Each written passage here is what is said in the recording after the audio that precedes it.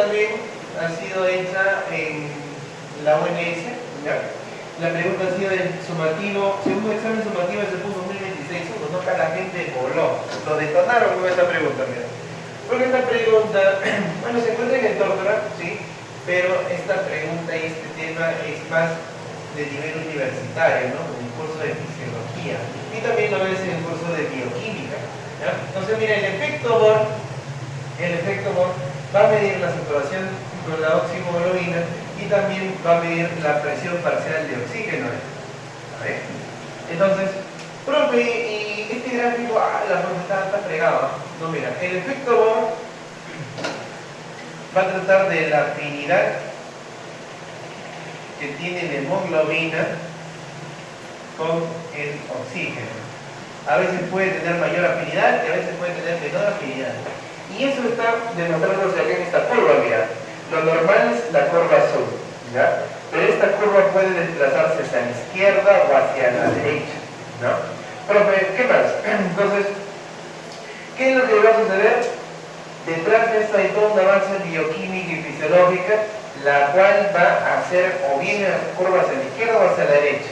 Y eso determina también la afinidad que tiene la hemoglobina que está presente en los glóbulos rojos, verá, con el oxígeno. Profe, ¿y cómo hacía? Verá, primero se dice que el aumento del pH, la disminución de un compuesto bioquímico, ¿ya?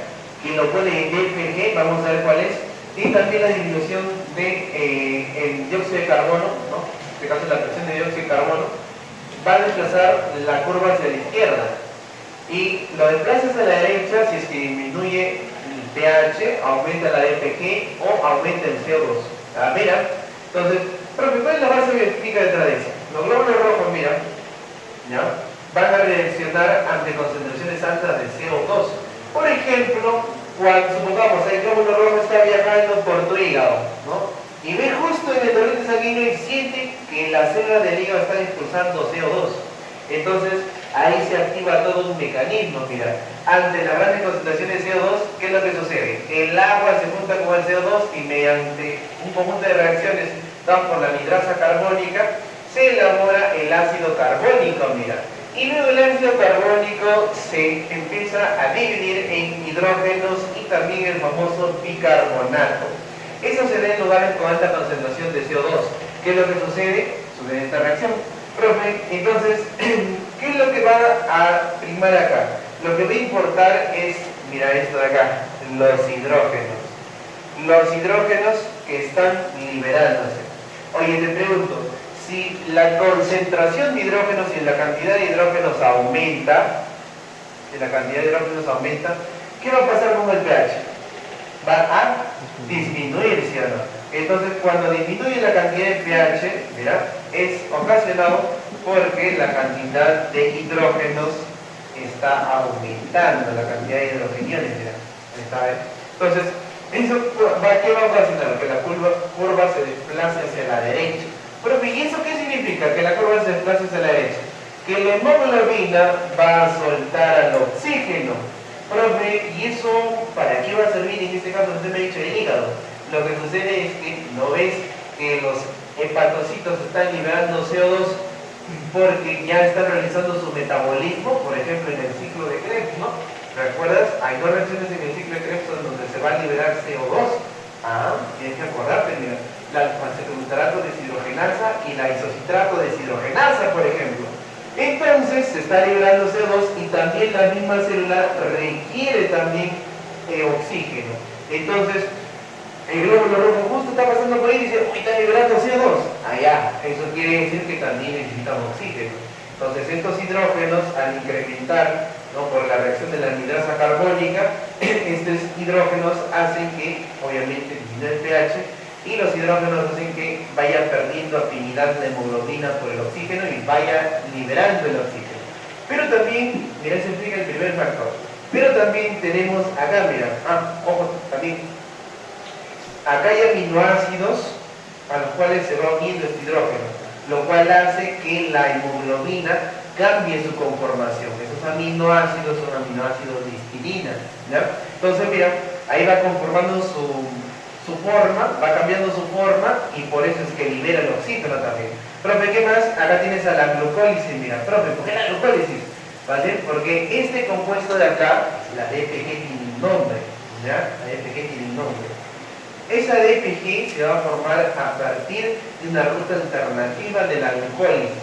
Mira, recuerda, en la glucólisis la glucosa se convierte en glucosa 6-fosfato mediante la hexoquinasa o la glucoquinasa, que es su isoforma. ¿Ya? La glucosa 6-fosfato se convierte en fructosa 6-fosfato mediante la fosfoexosa isomerasa, ¿sí o no? ¿Ya? La fructosa 6-fosfato luego se convierte en fructosa 1,6-bifosfato gracias a la fosfofructoquinasa. Luego la aldolasa divide la fructosa 1,6-bifosfato en hidroxicetona fosfato y en gliceraldehído 3-fosfato. Luego la fosfotrios isomerasa puede hacer que la dihidroxiacetona se convierte en gliceraldehído 3-fosfato. Hasta ahí, ¿recordaste? Mira. Y luego se produce este compuesto, el 1,3 bifosfoglicerato, mira. Y como ya no alcanzaba la pizarra, lo he puesto por acá. El 1,3 bifosfoglicerato, lo normal es que se convierta a 3-fosfoglicerato y continúa toda la glucólisis, ¿no? ¿Ya? Pero escúchame, en los glóbulos rojos, esta reacción no sucede así de simple.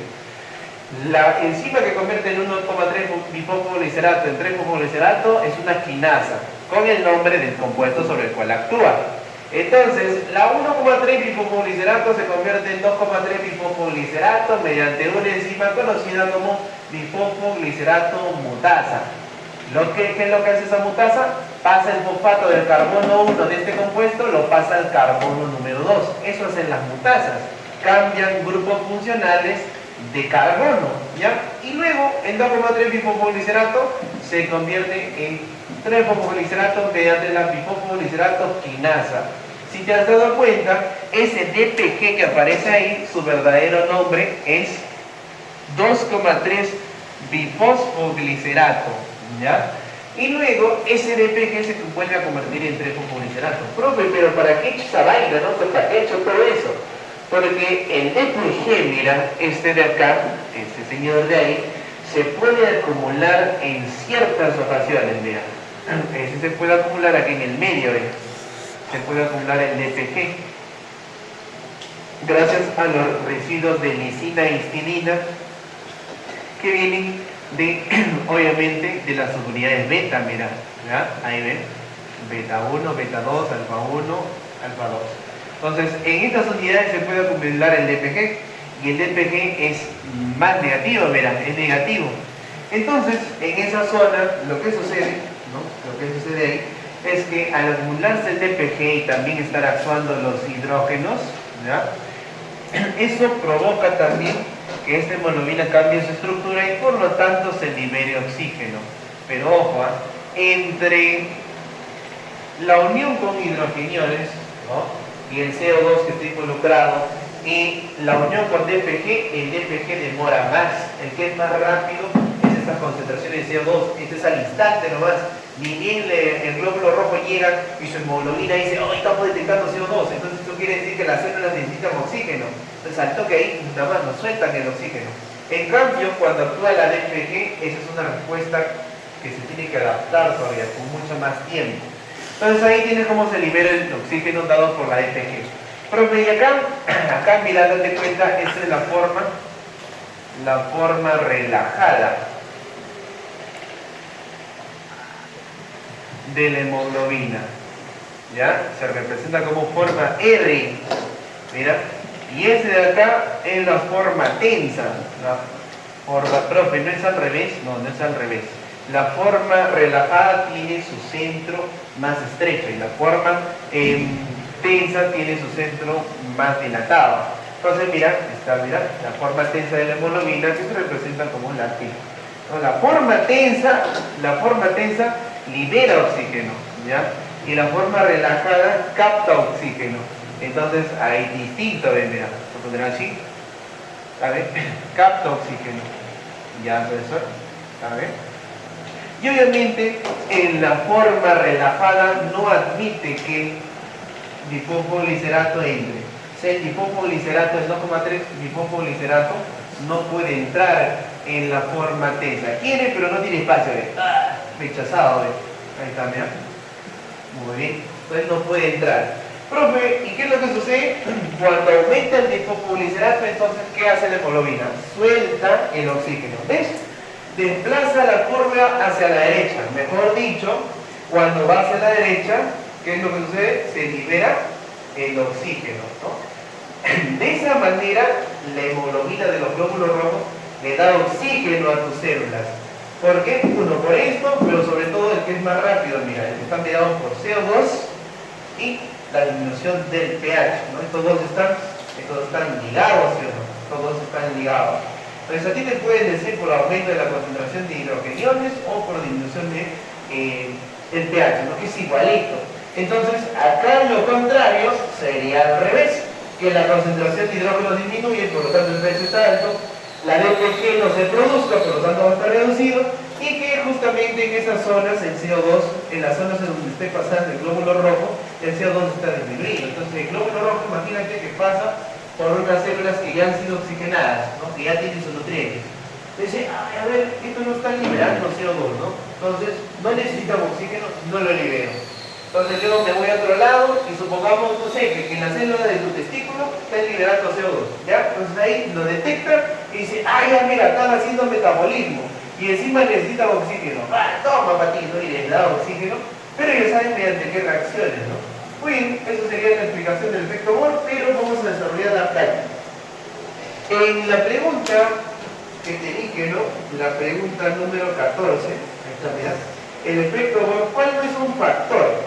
¿Cuál no es un factor que desplaza hacia la derecha el efecto Bohr? ¿Cuál no es un factor? El aumento de los iones de hidrógeno no es un factor que desplaza hacia la derecha. Si es hacia la derecha, los hidrógenos sí lo desplazan hacia la derecha. Si los hidrógenos aumentan, eso quiere decir que el pH disminuye.